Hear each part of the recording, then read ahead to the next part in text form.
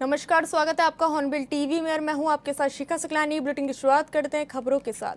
देहरादून में डॉक्टर श्यामा प्रसाद मुखर्जी की 125वीं जयंती पर जिला कार्यकर्ता सम्मेलन का आयोजन किया गया, जिसमें मुख्यमंत्री पुष्कर सिंह धामी ने मुख्य अतिथि के रूप में प्रतिभाग किया। इस मौके पर कैबिनेट मंत्री गणेश जोशी, खजान दास और विधायक उमेश शर्मा काऊ समेत तमाम वरिष्ठ नेता मौजूद रहे। लोग अपने स्थान पर खड़े हो जाएंगे।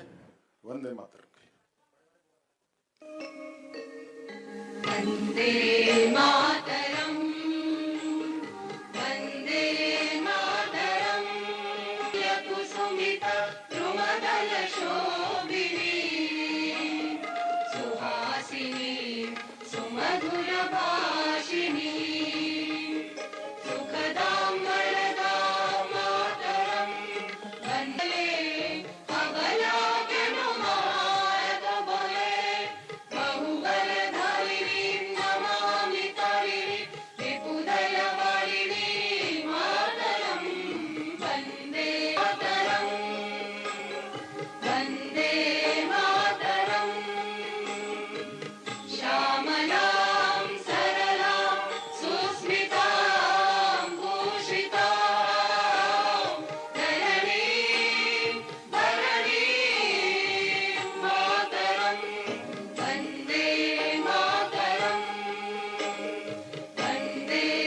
देकर स्वागत करेंगे।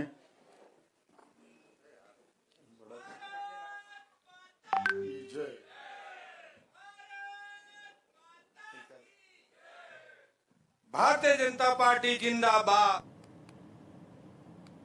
मॉनसून सीजन और चारधाम यात्रा के बीच किसी भी संभावित आपदा से निपटने के लिए उत्तराखंड सरकार ने तैयारियों को और मजबूत करने की दिशा में बड़ा कदम उठाया है। प्रदेश के सभी 13 जिलों के 70 संवेदनशील स्थानों पर राज्यव्यापी मॉक ड्रिल आयोजित की गई, जिसका संचालन मुख्यमंत्री पुष्कर सिंह धामी ने राज्य आपदा परिचालन केंद्र देहरादून से किया।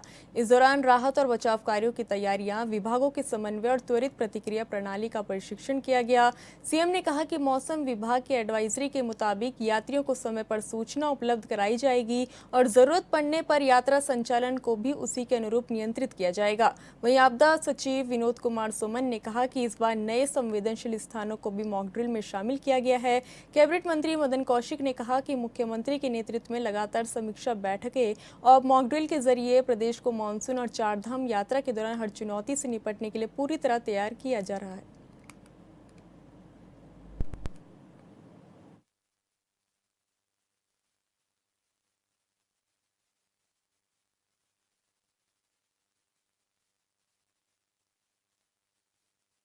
मानसून के समय में जैसी मौसम का मिजाज रहेगा, जो पहले से भविष्यवाणी रहेगी, उसके अनुरूप हम कोशिश करेंगे कि हमारे आने वाले जो तीर्थयात्री हैं, श्रद्धालु हैं, पर्यटक हैं, उन सभी को समय पर हम उसकी सूचना दे दें। और कभी अगर ज़्यादा मौसम खराब होने की संभावना मौसम विभाग बताता है, भविष्यवाणी होती है, तो यात्रा को कैसे उस प्रकार संचालित करना है, वो हमारा पूरा एक इकोसिस्टम पहले से बना हुआ है।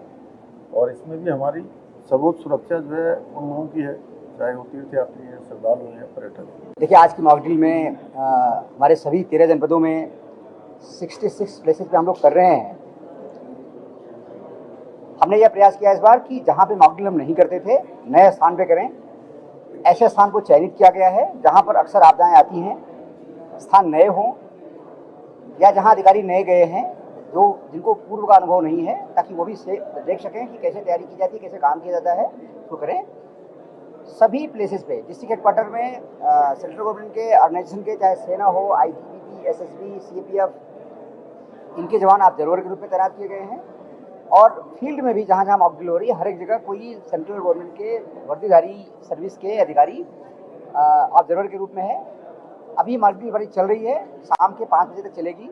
एक एक जगह का पूरा हम लोग देखेंगे, तैयारियों की समीक्षा करेंगे और जो कमियां आएंगी आप जरूर उसको इंडिकेट करेंगे। माननीय मुख्यमंत्री जी की अध्यक्षता में एक वृहत स्तर पर मॉक ड्रिल की गई है, जिसमें सभी 13 जनपदों को सम्मिलित करते हुए 66 स्थान ऐसे चिन्हित करके जो संवेदनशील थे आपदा की दृष्टि से, उन सब में ऐसा एज्यूम करके कि वहाँ इस प्रकार की आपदा आ सकती है, एक वृहत तैयारी इस प्रकार से उसको जांचा गया है।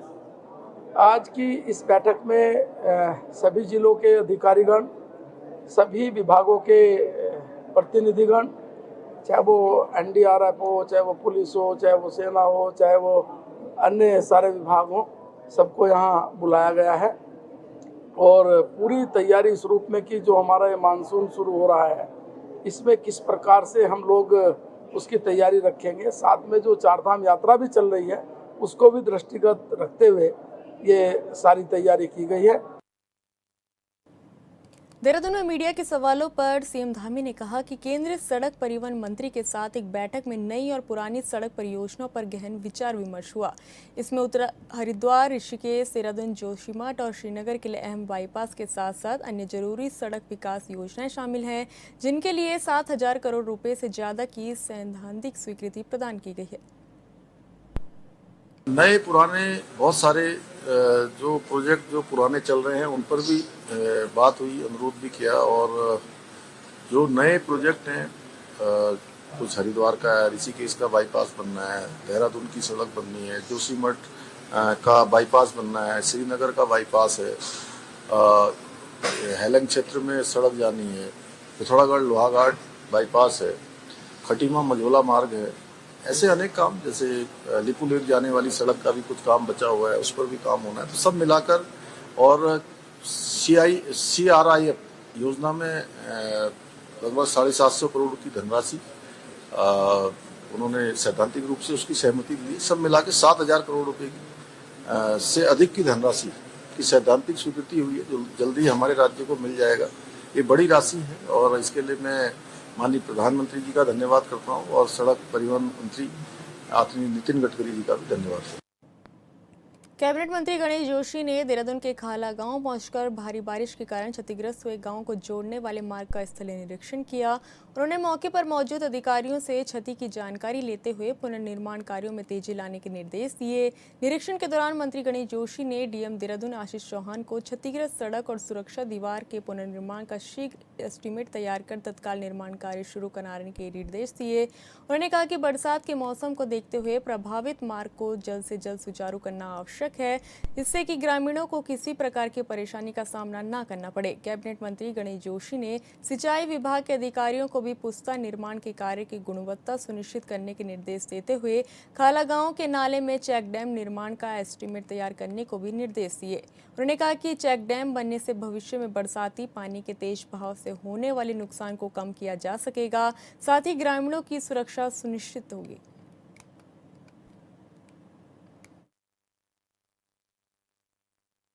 भारी वर्षा से ये खाला गांव को जाने वाला मुख्य मार्ग, जिसमें किसी परिवार रहते हैं, वो तो क्षतिग्रस्त हो गया है।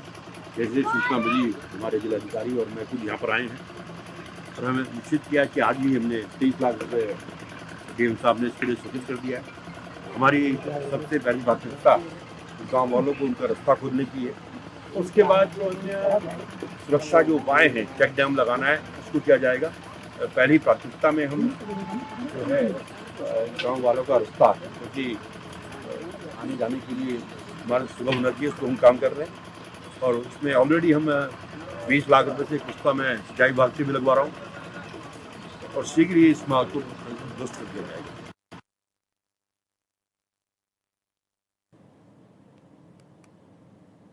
उत्तरकाशी में 2 विकास खंडों के 5 चिन्हित स्थानों पर मॉक ड्रिल सफलतापूर्वक संपन्न हुई। दरअसल आपदा सायरन बजते ही जिला प्रशासन ने तत्काल इंस्टेंट रिस्पॉन्स सिस्टम को सक्रिय कर दिया। इसके बाद पुलिस, एसडीआरएफ, स्वास्थ्य विभाग, अग्निशमन, लोक निर्माण विभाग, विद्युत जल संस्थान, राजस्व और अन्य संबंधित विभागों की राहत बचाव टीमें आवश्यक संसाधनों के साथ निर्धारित घटनास्थल के लिए रवाना हुई। मॉक ड्रिल के दौरान जिला आपदा परिचालन केंद्र से पूरे अभियान की लगातार निगरानी की गई। विभिन्न विभागों के बीच समन्वय स्थापित कर राहत एवं बचाव कार्यों का संचालन किया गया। अभ्यास के माध्यम से आपदा की स्थिति में त्वरित प्रतिक्रिया, संसाधनों की उपलब्धता, संचार व्यवस्था और विभागीय समन्वय की प्रभावशीलता का प्रशिक्षण किया गया।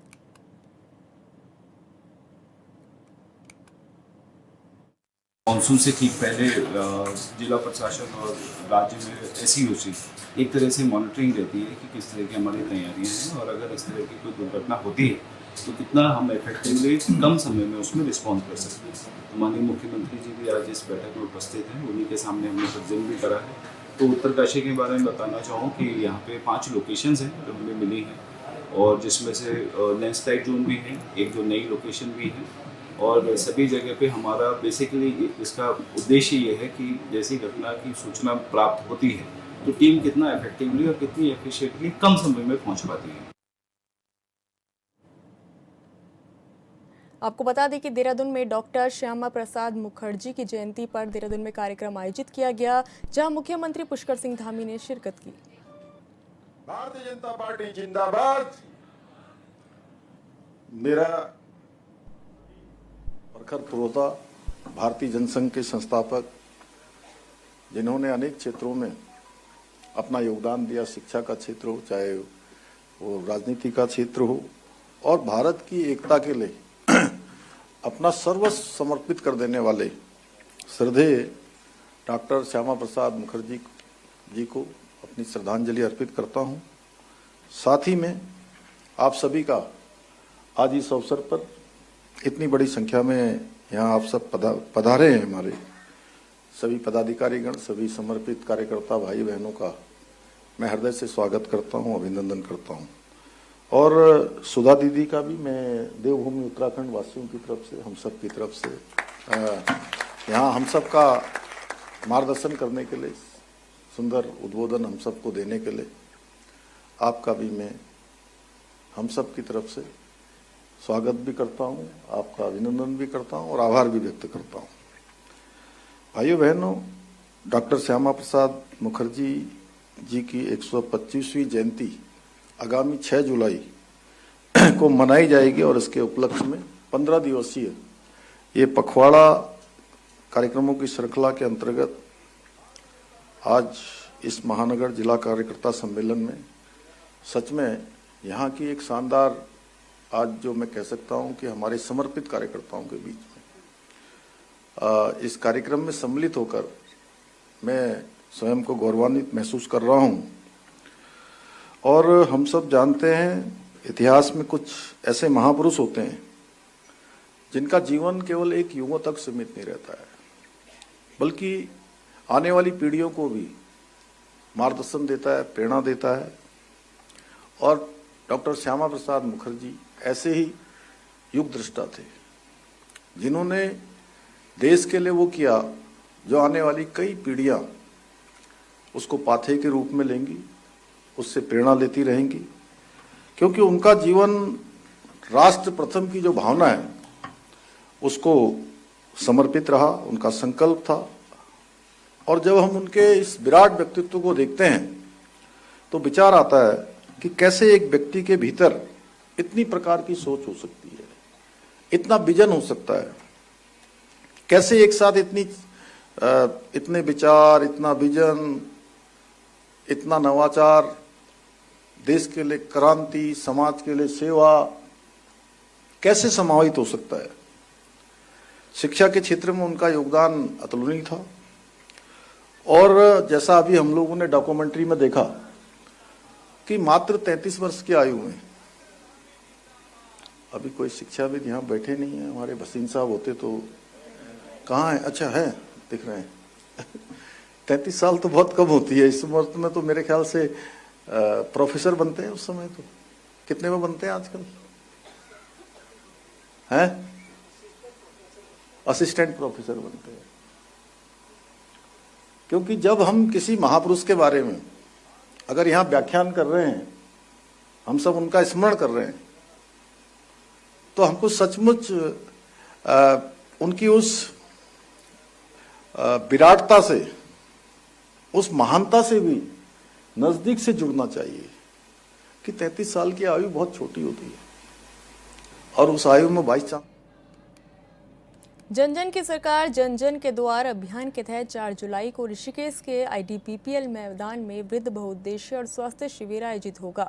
मुख्यमंत्री खुद इसमें शिरकत करेंगे। बता दें कि ऋषिकेश स्ट्रेटेजिकल लोकेशन है, इसलिए देहरादून, टिहरी और हरिद्वार के विभागीय अधिकारी एक साथ मौजूद रहेंगे। शिविर में गंभीर बीमारियों की जाँच, स्वास्थ्य निर्माण और योजनाओं का त्वरित लाभ मौके पर दिया जाएगा। सेवा सप्ताह का संचालन सूचना विभाग करेगा, जिसको लेकर मौके पर संबंधित तमाम अधिकारी मौके पर पहुंचकर तैयारियों का जायजा ले रहे हैं।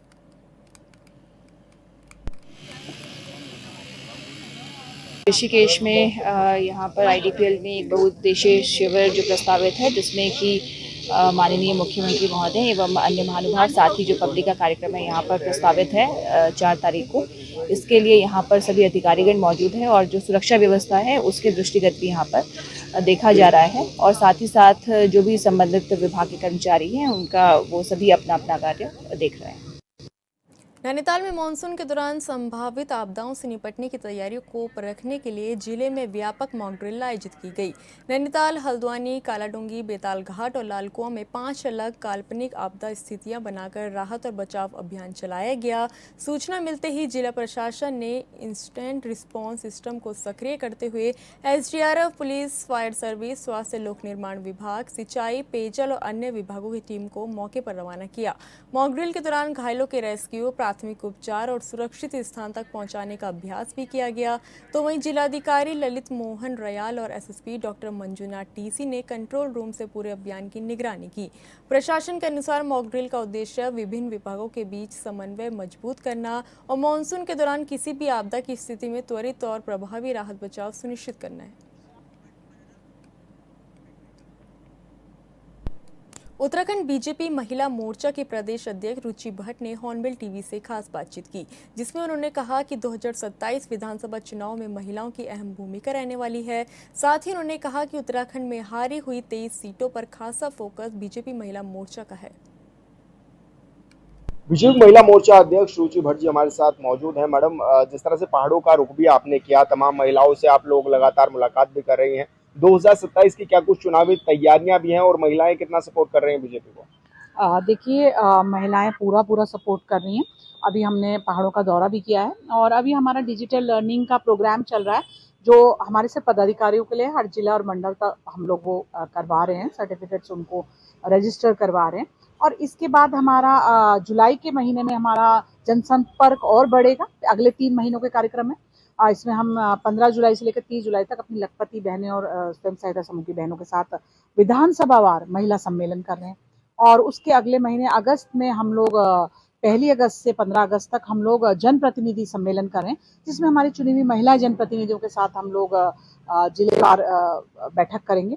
और सबसे आखिरी सितंबर में हम लोग 1 तारीख से 15 सितंबर तक का जो कार्यकाल है, उस समय है, उसमें हम अपनी पुरानी जो हमारी बहनें हैं जो आज पद पे नहीं है, उन पुरानी बहनों के साथ हम लोग टिफिन बैठक कर रहे हैं। मैडम, क्योंकि 4 जुलाई को मुख्यमंत्री धामी 5 साल का कार्यकाल पूरा कर रहे हैं, तो ऐसे में क्या महिलाओं की भी कोई भूमिका है? कुछ कार्यक्रम महिला विंग की तरफ से भी क्या चलाए जा रहे हैं क्या? देखिए, जनरल बॉडी कार्यक्रम चला रही है और सरकार भी कार्यक्रम चला रही है। 4 तारीख को सभी जगह शिविर लग रहे हैं जन कल्याण के, और सारी जन कल्याण की जितनी योजनाएं हैं और जितने ऑफिशियल उनके अंदर आते हैं, उन सब का एक प्रदर्शनी जैसी और अपना एक प्रोग्राम हो रहे हैं। तो उसमें महिलाओं को हम लोग ज़्यादा से ज़्यादा भागीदारी करने के लिए प्रोत्साहित कर रहे हैं कि वो लोग आएँ और इस कार्यक्रम में अपनी भागीदारी दें, क्योंकि आज जितनी भी योजनाएं हम देखें वो महिलाओं से जुड़ी हुई है, तो महिलाओं को उसका फायदा उठाना चाहिए। अब मैडम, ये भी देखा गया है तो 2022 में 23 सीटों पर बीजेपी ने हार का सामना किया था। अब उन 23 सीटों पर फोकस है हालांकि, लेकिन वहां पर जो महिलाएं हैं उनको किस तरह साधने की कोशिश की जा रही है कि जो उन 23 सीटों पर भी आप लोग परचम लहरा सकें, या फिर क्या योजना? देखिए, हम लोगों ने भी जैसे कि मेन बॉडी ने चिन्हित किया, हम भी उनके चिन्हित के साथ खुद को जोड़ते हुए हम लोग जो कार्यक्रम कर रहे हैं विशेष तौर पे, इसलिए हमने विधानसभा वार कार्यक्रम रखे हैं कि उन विधानसभाओं में हमें जाने का मौका मिले, जानने का मौका मिले कहाँ कमी रहेगी, कैसे, और कैसे हम उन महिलाओं को प्रेरित करें कि ज़्यादा से ज़्यादा महिलाएं हम लोगों को वोट डालें। धन्यवाद मैम, हमसे बातचीत करने के लिए। रुचि भट्ट जी हमारे साथ है, जो तमाम विषयों पर हमारे साथ बातचीत करेंगे। हॉर्नबिल टीवी के लिए देहरादून।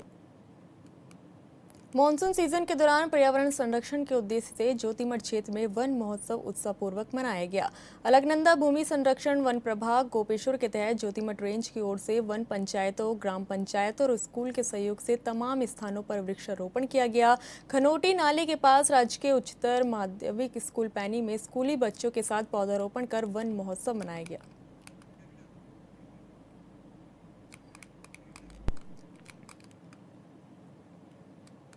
उधम सिंह नगर में गदरपुर विधानसभा के मुंडिया पिस्तौर देहात में नालों की सफाई न होने से ग्रामीणों का गुस्सा बढ़ता जा रहा है। जगह जगह गंदगी, जाम पड़े नाले और जलभराव से लोगों का जीना मुश्किल हो गया। सवाल ये उठ रहा है कि आखिर इस लापरवाही का जिम्मेदार कौन है? संबंधित विभाग, ग्राम पंचायत या स्थानीय प्रशासन?